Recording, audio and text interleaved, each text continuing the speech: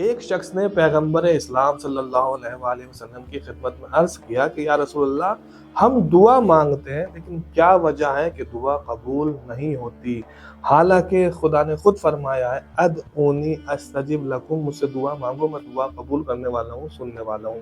ناظرین گرامی، السلام علیکم ورحمۃ اللہ وبرکاتہ۔ اکثر ہمارے سامنے بھی ایسا ہوتا ہے کہ ہم دعائیں مانگتے ہیں لیکن دعا قبول نہیں ہوتی، اور یہ سوچتے ہیں کہ آخر ہماری دعا قبول نہیں ہوتی۔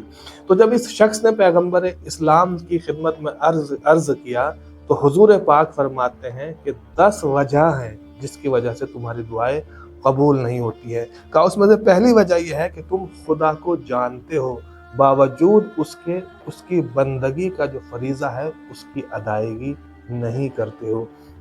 دوسری وجہ یہ ہے کہ تم لوگ قرآن پڑھتے ہو لیکن اس پر ذرہ برابر بھی عمل نہیں کرتے۔ تیسری بات یہ ہے کہ پیغمبر سے محبت کا دعویٰ تو کرتے ہو لیکن ان کی آل، ان کی اولاد سے دشمنی رکھتے ہو۔ چوتھی وجہ دعا قبول نہ ہونے کی یہ ہے کہ شیطان سے نفرت کا دعویٰ تو کرتے ہو لیکن پیروی بھی شیطان ہی کی کرتے ہو۔ پانچویں وجہ یہ ہے کہ تم کہتے ہو ہمیں جنت چاہیے لیکن جنت میں جانے والا ایک عمل بھی انجام نہیں دیتے ہو۔ چھٹی وجہ یہ ہے کہ تم کہتے ہو ہمیں جہنم سے ڈر لگتا ہے لیکن اس کے باوجود اپنے آپ کو تم جہنم کی طرف دھکیل رہے ہو۔ ساتویں وجہ یہ ہے کہ لوگوں میں عیب نکالتے ہو، لوگوں میں عیب تلاش کرتے ہو، حالانکہ اپنے عیب سے بالکل انجان ہو، بالکل غافل ہو۔